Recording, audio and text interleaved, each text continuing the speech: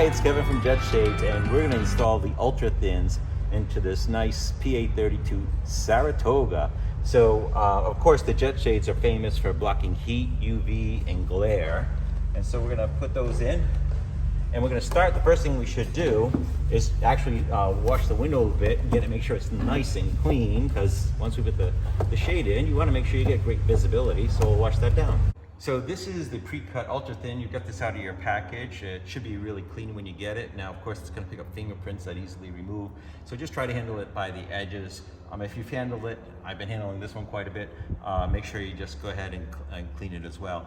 Now remember, ultra thin slide between the trim of the aircraft and the aircraft window.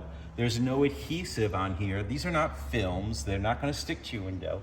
So, by the way, you really never, ever, ever should put film on your windows. I don't care what anybody tells you, because windows are like ice. They shrink and they contract.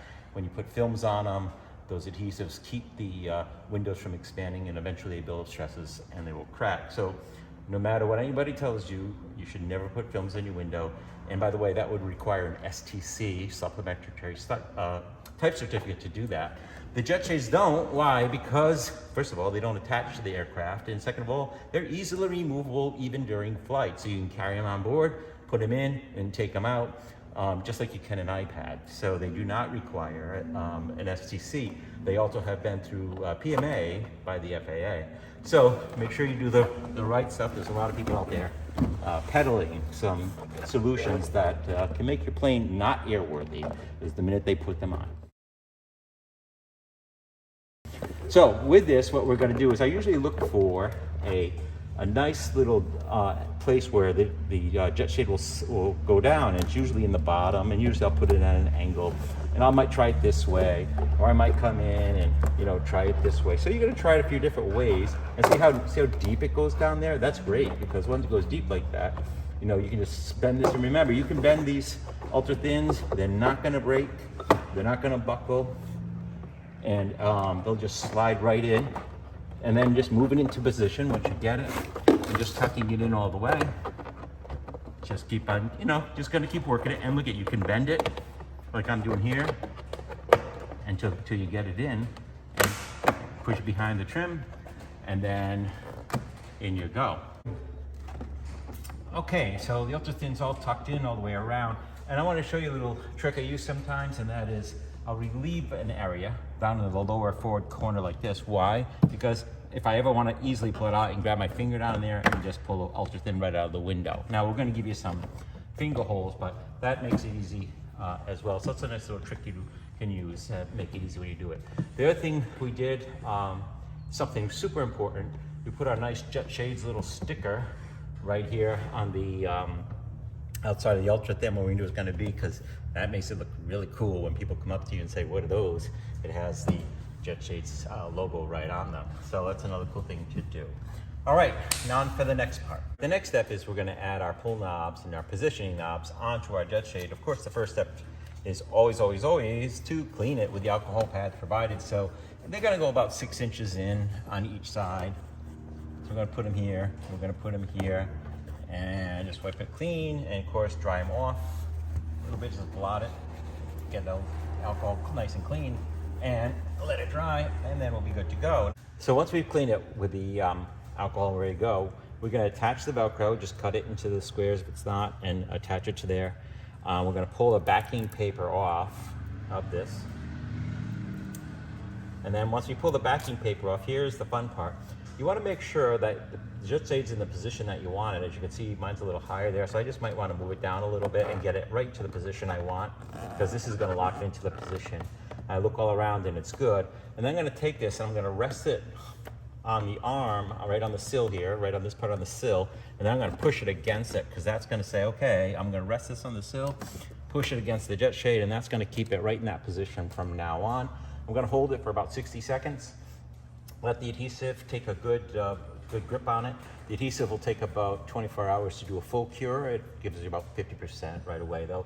And since there's not much stress on it, we'll be fine after about 60 seconds. And I'm going to just repeat this procedure on the other side. And what these pull knobs do is they allow you to grab the Jet Shade and pull it out quite easy even during flight.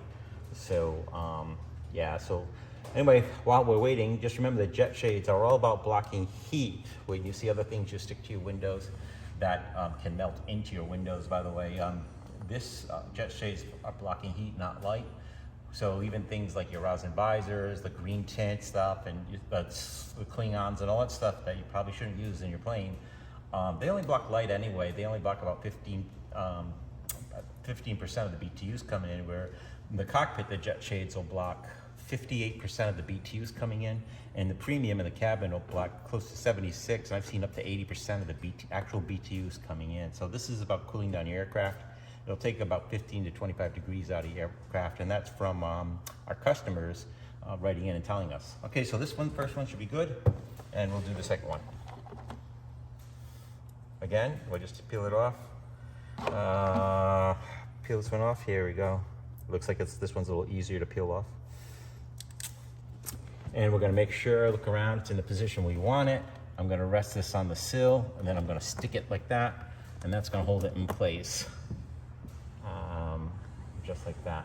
And after about 60 seconds, this window is good to go with its ultra thin jet shade installed.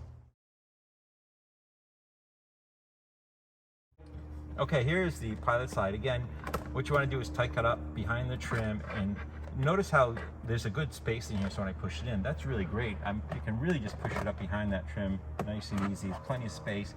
And then once I get it in, all I have to do is push it back down into the lower part of it, and you know, we're done. It's that easy to install these ultra thins. So next we'll just put on the buttons. All right, of course we're going to clean these with alcohols. I've cleaned them before, so we're just going to clean them again, dry up anything.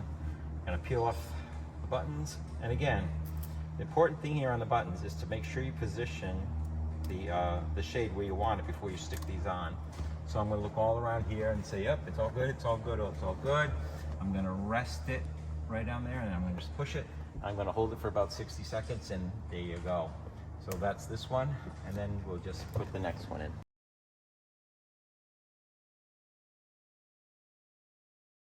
If it's too tight, if it doesn't look good, or you don't like the way that's going in and out, there's another method, and I'm gonna show you that right now. In the next method, what we're gonna do is we're gonna cut it so the ultra thin sits inside this frame right here, and then we're gonna put some rubber trim around it, like a gasket, and then we're just gonna keep it, instead of tucking it behind it, we're gonna set it into the window with the use of a rubber seal gasket material. So the first step again is to kind of look where it is, mark it, and cut it the same exact size of the window.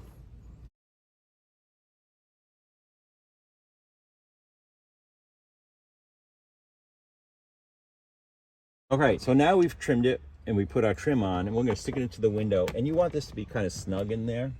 So what we're going to do is kind of push it back, and again, the ultra thins are really nice and flexible, so they can just tuck right in like this. I can see you putting pressure on them like that, and they're actually, this rubber gasket is tucked me nicely right behind that trim right there, like that, and you get a really good fit. And there you go. There's installing the ultra thin into the cockpit window. Just make some final adjustments with the rubber, and we are all set to go. Okay, we've completed the 2 cockpit windows. Now simply follow the same methods we've shown for the remaining cabin windows.